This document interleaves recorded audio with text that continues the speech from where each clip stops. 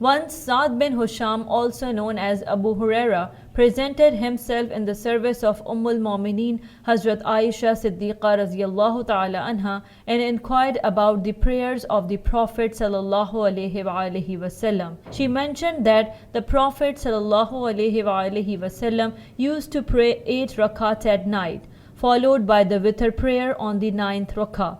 Additionally, he would sit down after the 7th and 8th rakats and pray 2 rakats while sitting. Hazrat Aisha Siddiqa radhiyallahu ta'ala anha also mentioned that when the Prophet sallallahu alaihi wasallam woke up for the night prayers, he would first perform ablution and bring water and a toothstick. After completing the prayer, he would continue with this practice until his last moments. Sa'd bin Husham then asked about selection and seeking solitude during prayers, to which Hazrat Aisha Siddiqa radhiyallahu ta'ala anha advised against it, stating that Allah had sent messengers before Prophet sallallahu alaihi wasallam and they had wives and children. Therefore, they were not selected.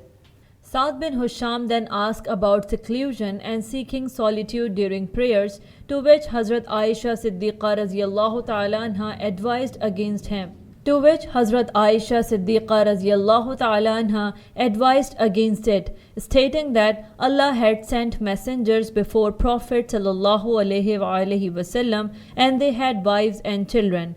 Therefore, they were not secluded. She emphasized not to isolate oneself during prayers.